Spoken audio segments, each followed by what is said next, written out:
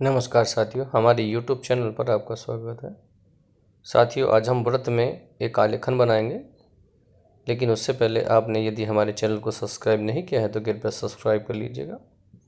तो स्टार्ट करते हैं व्रत में आलेखन बनाना।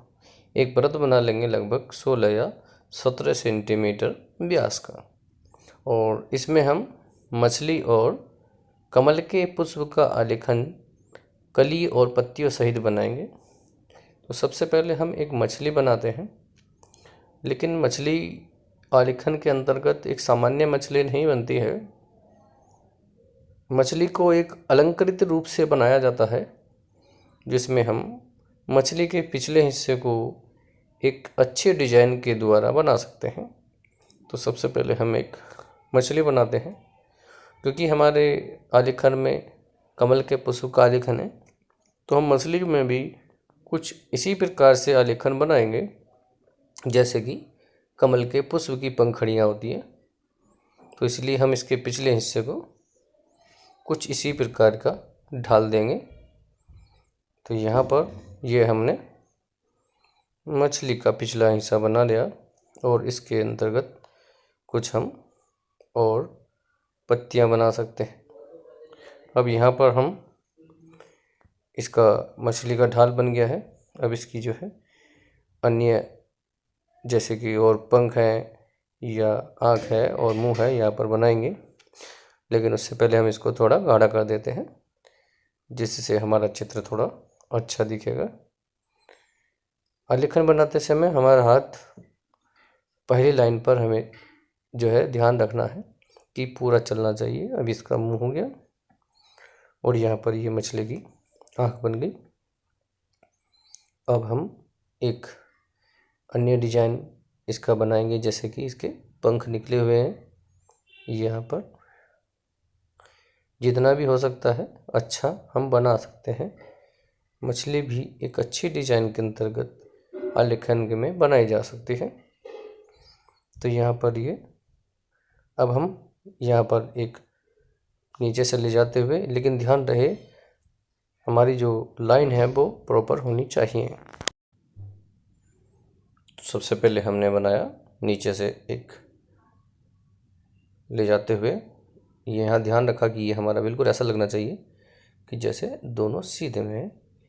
यहाँ पर भी, और जो आपकी नीचे से डंठल आएगी इसकी मोटाई लगभग समान होनी चाहिए। अब यहाँ पर हम एक पुष्प बना लेंगे। इसके लिए सबसे पहले हम निचला हिस्सा बनाते हैं पुष्प का, और अब इसको ऊपर बढ़ाएंगे दोनों साइड। कमल के पुष्प में भी बहुत अच्छे अलंकार बना सकते हैं, जिससे कि हमारा आलेखन अच्छा लगेगा। दोनों साइड की पंखुड़ियाँ हम ध्यान रहे लगभग समान होनी चाहिए। यह नहीं कि एक साइड की छोटी हो गई दूसरी साइड की बड़ी हो गई। अब यहाँ पर नीचे वाली पंखुड़ी हम बना लेते हैं। जितना अच्छा भी हम पुष्प बना सकते हैं, हम कोशिश कर सकते हैं पुष्प हमारा थोड़ा सा यदि बड़ा होगा कलर करने में भी आसान रहेगा। तो ये हमारा कमल का पुष्प हो गया। अब इसका पिछला हम जो पंखुड़ियाँ हैं वो दिखा देते हैं। इस प्रकार से ये हमारा पुष्प बन गया। अब इसमें एक कली निकाल लेंगे छोटी, पुष्प के साथ एक हम कली भी जोड़ दें तो ज़्यादा अच्छा लगता है। तो एक कली हम यहाँ पर पीछे से हम ले जा सकते हैं, क्योंकि यहाँ पर स्थान है। थोड़ी सी यहाँ पर आते हुए अब यहाँ अंदाज लेंगे, और यहाँ से हम नीचे से ले जाएंगे। ये हमारी निचले हिस्सा हो गया, जहाँ से हम अपनी कली को दिखाएंगे निकलता हुआ।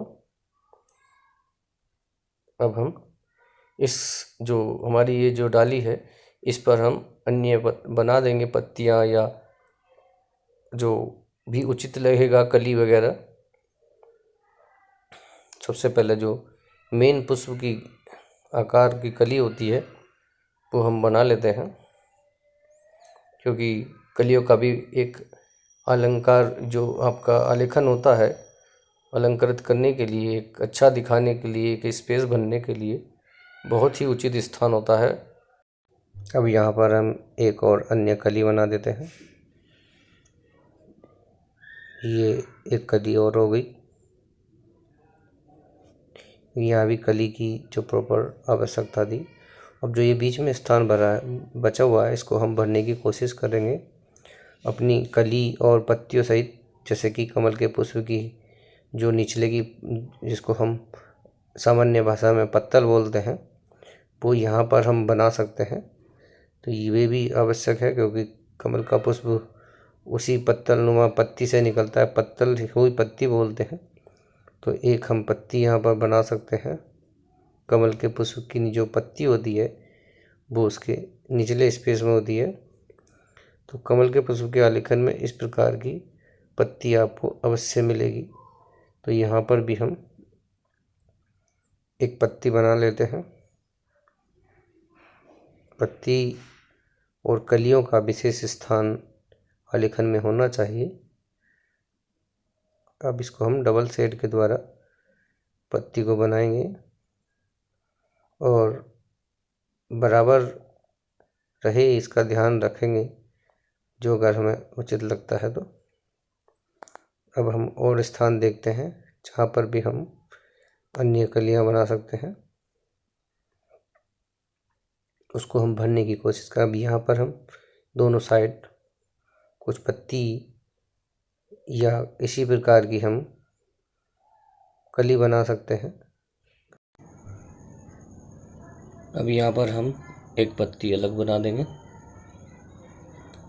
जैसी पहले बनाई थी हमने उसी डिजाइन की हम बनाने की कोशिश करेंगे और उसी प्रकार की होनी चाहिए, क्योंकि सारी डिजाइन हमारे प्रॉपर होने चाहिए, तभी हमारा आलेखन अच्छा होगा। अब यहाँ पर एक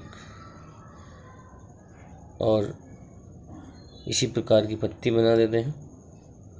तो यहाँ भी काफ़ी स्पेस है और कुछ यहाँ पर बनेगा तो ज़्यादा अतिरिक्त स्थान बच जाएगा, जिसको भरना थोड़ा कठिन होगा। यहाँ पर भी हमारा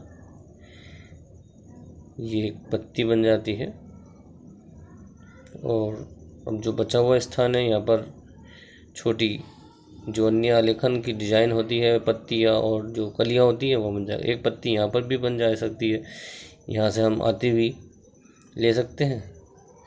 तो यहाँ हमारी पत्ती बन गई।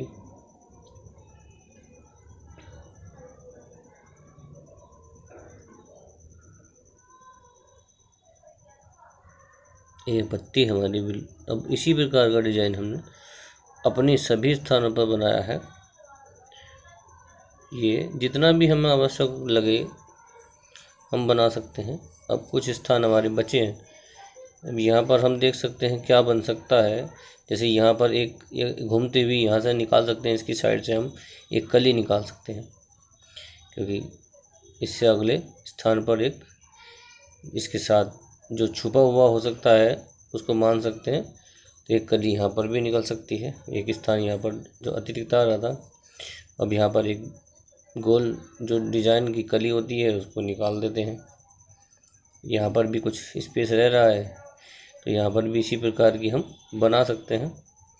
और एक नीचे यहाँ पर ये गोल हमारी कली बन जाती है, इसको भी कली बोलते हैं। और एक यहाँ पर, एक इधर, यहाँ दूसरी साइड भी इसी प्रकार की हम निकाल सकते हैं। ये बन जाती है हमारी कली। एक ऊपर ले जा सकते हैं, यहाँ से हम निकाल सकते हैं। ये भी हम थोड़ा अच्छा लगता है इस प्रकार के डिजाइन्स। तो इस प्रकार से हम एक सुंदर आलेखन बना सकते हैं और जहाँ भी स्पेस दिखे वहाँ पर हम अपनी इच्छा अनुसार या आवश्यकता अनुसार हम आलेखन बना सकते हैं। तो ये हमारा लगभग आलेखन बनकर तैयार हो गया है। आशा करते हैं आलेखन आपको ज़रूर पसंद आया होगा और आप इसको शेयर अवश्य करें। धन्यवाद।